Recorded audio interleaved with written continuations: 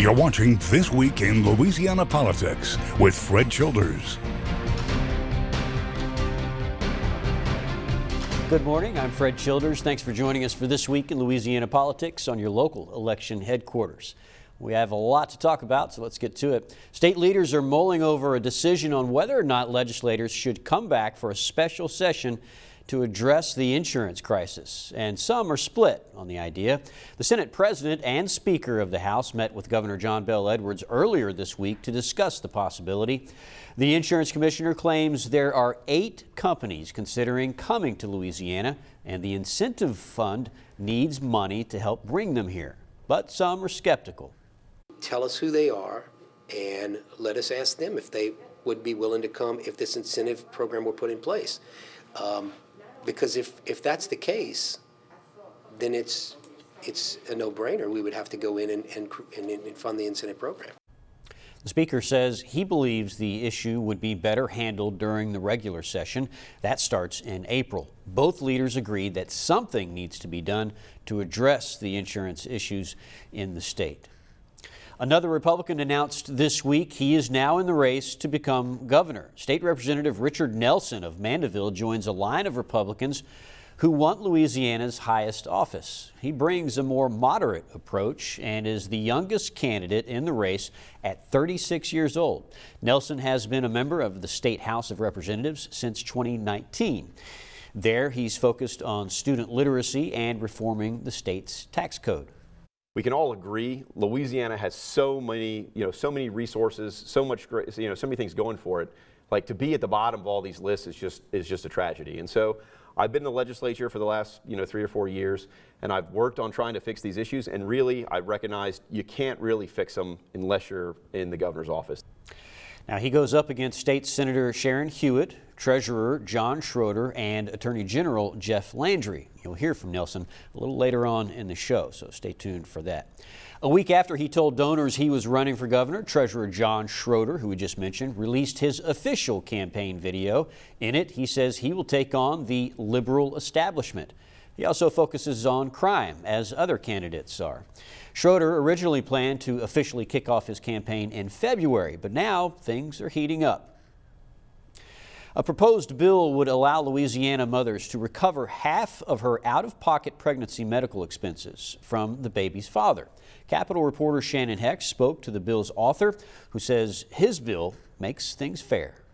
A proposed bill could have fathers on the hook for half of pregnancy-related expenses. House Bill 5 by Representative Larry Freeman opens up a mother to take action through the courts to get the father of the child to pay 50% of the out-of-pocket expenses. Freeman says it's not fair for only women to pay all the expenses. With the overturning of Roe v. Wade and Louisiana having a near-total ban on abortion, Freeman says his bill will be a benefit to women around the state. A paternity test would have to be performed on the child to prove who the father is in order to receive the court order. The action could be taken up to 2 years after birth. And Utah also has a similar bill that passed in 2021. According to a Kaiser Family Foundation study in 2022, the prenatal, childbirth, and postpartum medical costs are estimated at around $18,000 without insurance. Out of pocket for those enrolled in large group insurance plans is around $3,000. Freeman says this is not child support, but rather brings fundamental fairness to covering the cost of pregnancy. The bill will be debated during the regular session that begins on April 10th. For your local election headquarters, I'm Shannon Heckt. We'll be keeping an eye on that bill. Organizers of the recall effort for Mayor LaToya Cantrell have a little over a month left to collect 20,000 signatures, making the recall seem a little less likely now. The momentum was strong in the beginning, but with 5 weeks left, the petition has only received 30,000 signatures, and they need around 54,000. They are a little over the halfway point with signatures. Political analysts believe Cantrell still has a lot of hardcore supporters that won't be signing that petition. It's about 1,000 a day that they're going to need over the next month or so, and it's certainly an uphill climb. They're going to need to do a lot more advertising. I think they're planning on doing another blitz. They're planning on another mailing to another 120,000 folks out there. So they're going to hope that a fourth of the people that get a petition sign it and send it in. Even recently, claims of an affair hasn't budged that recall effort. After a rash of recent crime in New Orleans, the City Council called a special meeting to talk about how to address the issue. The hours-long meeting was packed with city leaders from the interim police superintendent to the school's superintendent. Jordan Lippincott reports. Work with the people and see what the problem is and fix it. Tensions were high at Wednesday's special meeting of the New Orleans City Council as those in attendance heard troubling statistics, like New Orleans saw the highest number of murders in 2022 since Hurricane Katrina. No. Let me tell you. Look. Excuse me. Some in the meeting battling with council members over airing their frustrations. Many attendees insisted that the city's crime problem stems from the lack of attention and resources directed toward the youth. They're crying out for our love, our attention, our affection. They need our help. And what have we done? In response to what city leaders are calling the public health crisis of violence, the council voted in favor of the New Orleans Health Department developing a violence intervention model using evidence-based interventions like increasing safe gun storage and boosting the traditional summer jobs program. This is a years-long process that the health department will commit itself to, and I know there are many people in the community who will, as well as our business and civic leaders have. And in those efforts, the New Orleans Mental Health Collaborative was awarded a $2 million federal grant for trauma-informed care and youth services. I think the one thing I feel like I heard today from everybody in the audience is we need urgency. Yep. And I think that urgency means how do we break through barriers? How do we work together where we can? And then understanding that now that dollars have been allocated, that we have the money, that management is the last piece of that. Jordan Lippincott reporting. Republicans have taken control of the House on Capitol Hill. Up next, we'll hear from one Republican Louisiana lawmaker about his and the party's priorities for the state going forward. Stay with us. We'll be right back.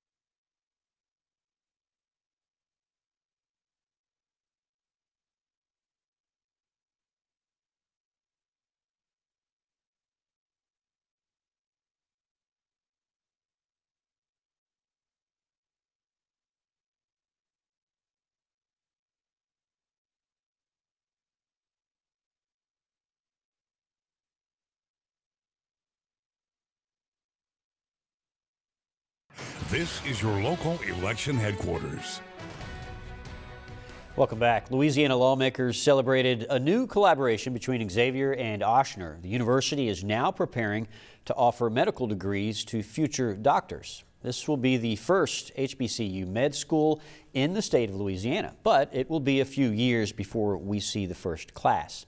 Congressman Troy Carter, an alum of Xavier, says the addition of the med school will help bridge the diversity gap and potentially keep more doctors in the state.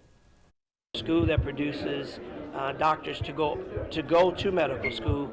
How nice is it that they can just stay here in New Orleans and go to medical school, continue to be a part of our economy, continue to create a stronger brain trust? It's a real win-win. Xavier and Ochsner officials say this med school will not only help solve the critical shortage of physicians in the U.S., but also help meet the needs of our diverse community. Also in development news, hundreds of millions of dollars are flooding into the state of Louisiana to build another Exxon facility. This is a project that leaders believe will better the state's economy. ExxonMobil's polypropylene growth project is creating 65 new full-time jobs and has created more than 600 construction jobs alone. Governor John Bel Edwards and others explain how this will benefit Louisiana. Each of these investments will bring more jobs, more careers, more opportunity that stabilizes families and communities, and it just helps move our state forward. Project at Exxon is positioning our economy for 2050, not just now, but for what does the world need. The project is part of ExxonMobil's 10-year plan to invest more than $20 billion to expand manufacturing facilities.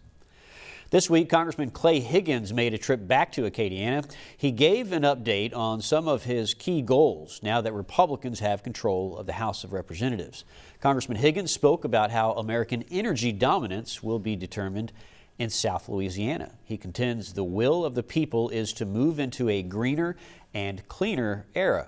He believes the right balance has to be found to aggressively pursue American energy production.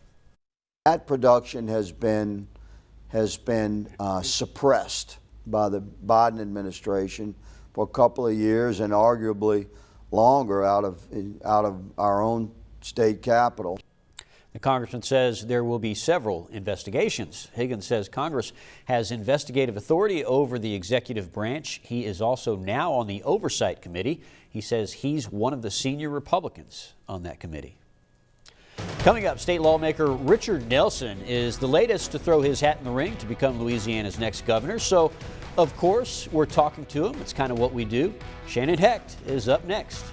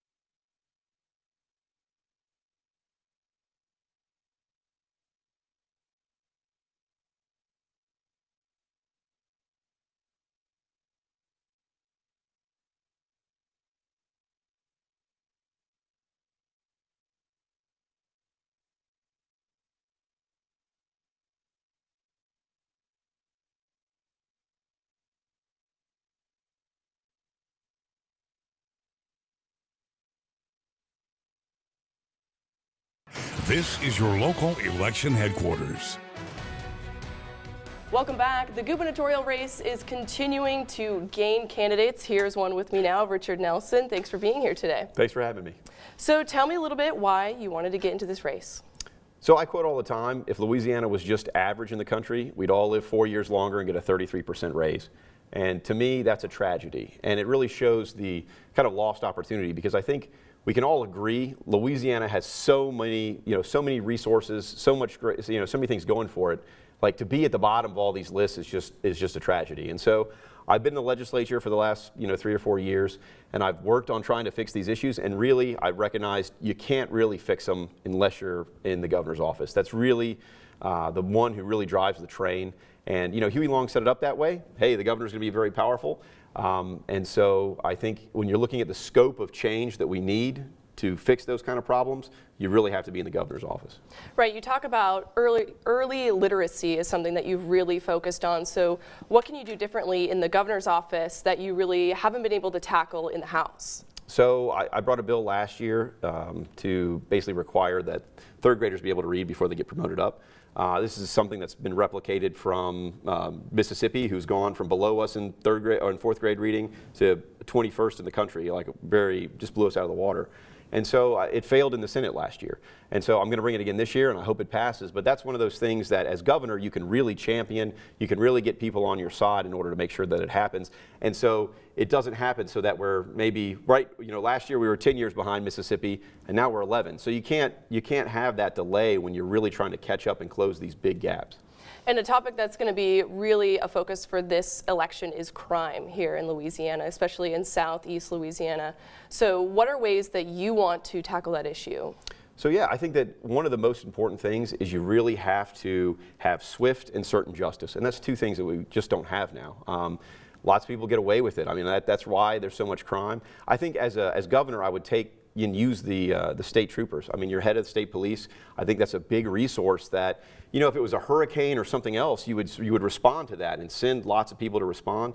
And what we're seeing now is not that level of action. And I think this is one of those things that it affects so many people, and it's so important that I think something like sending more state troopers, you know, having a high crime task force in the state police to just, you know, flood those areas with that are experiencing high crime, just so that you can clamp it down. And then I think you have to address the underlying problems in crime, right? Like it's a lack of education. You know, a lot of those guys, they can't read. They weren't taught how to read. And that's one of the reasons they don't have a lot of opportunity. The other thing is economic opportunity. I mean, where is it? You have to bring it here so that people have other ways that they can go and make a living for their families. And we've talked about this several times, but the income tax, you're planning to bring some legislation to do away with it. So can you tell me about how this is really going to improve Louisiana? So if you look at where people are moving, right? Texas and Florida in the last 10 years, they grew 6 times faster than we did. The Census Bureau released the data a few months ago about the states that lost the most population. Florida and Texas both don't have an income tax. They're number 1 and 2 on the list. Louisiana is third from the bottom. We had lost I think the third most people in the last year. So I think when you look at it across the country, the things that are really effective at bringing new people here is not having an income tax. And the other side of that coin for Louisiana is we have these kind of Huey Long instituted structural changes in our tax problems in our tax code, and that's what's been around for a long time. I'll tell you the last time Louisiana added a congressional seat was 1910, and so these problems have been around a long time, and we're continuously lagging the country in this population growth, and the states that don't have an income tax are blowing up. So I think it makes us more competitive, and it gives us the opportunity to fix some of these structural changes that have been around for a long time. And I want to talk to you about this field of candidates that you're now jumping into. You're another Republican after the LA GOP has really told people to rally behind Jeff Landry. So what's kind of your response to all that going on right now? So, I'm a bipartisan candidate. That's the reality. I'm not trying to say, hey, I'm Republican, you should vote for me because I'm a Republican. In the legislature, I've been a very bipartisan member of the legislature. I really believe in ideas. Ideas are what's going to fix things. Solutions are what's going to fix things, not political parties. And so I don't think that this race has a bipartisan person or a candidate in it until I got in. And I think that's really what people want to hear. In reality, I don't think people are as divided as we see in the national politics and stuff. I think the state of Louisiana, I think we all recognize we really need to focus on the answers, on really improving people's lives, and just parroting some political party talking points is not going to help. So I think that there's a middle lane here where somebody that is really offering solutions can really fill in. And this race is expected to be one of the most expensive, high price tags with all of these, like Jeff Landry has millions already. So how does it feel kind of going up against someone who already has this big operation already going? Yeah, I mean, honestly, that's the benefit of being a career politician is you raise lots of money. I'm not a career politician. I don't have all that money. I don't owe anybody any favors. At the same time, I am nimble. I'm young. I can use social media to really, I think, is a great equalizer in this because you can reach 10 million people very quickly on social media for a very little amount of money that 10 or 20 years ago you would have never had a chance to reach them. So I think that there's a lot of things in this current cycle that will favor a younger candidate, and especially a younger candidate that's not divisive and is really focused on the solutions. So I think it's an election, not an auction. And so when people go into the ballot, I think to vote, I think that they will have those things in mind. And it's not. I've never heard anybody say I voted for him because he had the most money. That's just how it works. So. Right, you bring it up that you are the youngest candidate, and there's been several young politicians who have been elected to office in the last couple of midterms and everything. So why do you feel that you're ready for this now? You've been in the House for just a few years now, so why now? So I spent 7 years in the Foreign Service. I'm an engineer and attorney, so I have a lot of other experience that I think really plays into being able to solve these problems. I think being in the legislature for 4 years is long enough to figure out what the problems are, to build the relationships that I need in order to actually get things done. I think that that's necessary. I mean, honestly, if you've never served in the legislature in Louisiana, I think you don't really have a good grasp on the issues. It's just difficult to do. So I've spent years of my life now focused on that. And I think you have to have relationships relationships with the legislators. You have to have relationships with everyone. And that's really what drives progress, I think, in the Capitol. So I really am in a place to really, once I get elected, to really make those changes that are necessary. And I think spending more time there, I don't know if that really helps me. If I wanted to be a career politician, I could run for re-election and not have a giant, complicated race and have a much more certain outcome. But I think I'm running for ideas. I'm running to make the changes, and to do that, you got to make this. You got to make this leap. Well, Richard, anything you would like folks to know right out the gate about you that we haven't talked about yet? Yeah, I think that people should just look at the candidates and just take a good look about what they stand for and what they're trying to do. I think you got to get past the talking points, get past the attack ads, and really look. Is this going to add that 4 years and 33% income, right? Are you going to get that back? Do they have that idea? Do you think they can accomplish that? I think that's going to be the key here. I think for me it's good because I think people care a lot about who their governor is. They want to know, is this a good guy, and what are they going to, how are they going to help me? And that's really what I'm running on. I'm depending on people to really care, and I think that they do, and I think that that's why we're going to be successful. All right, well, thank you. We'll be following your campaign very closely. Thanks for being here today. Thank you. Thanks for having me. We'll be right back.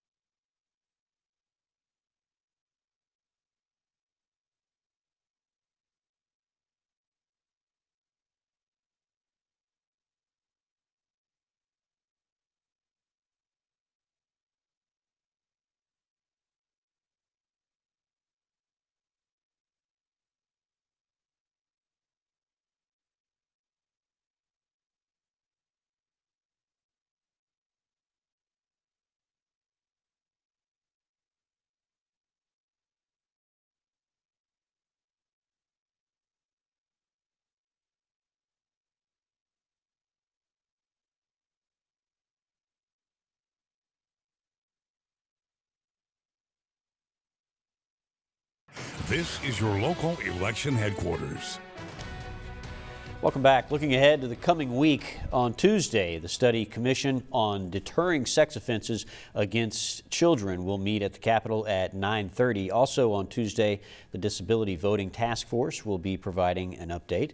And as always, we'll be keeping a close eye on the governor's race for any more candidate announcements. We suspect there might be a few more, but who knows? Thank you for joining us for This Week in Louisiana Politics. I'm Fred Childers. Stay informed, and I'll see you next Sunday right here on your local election headquarters.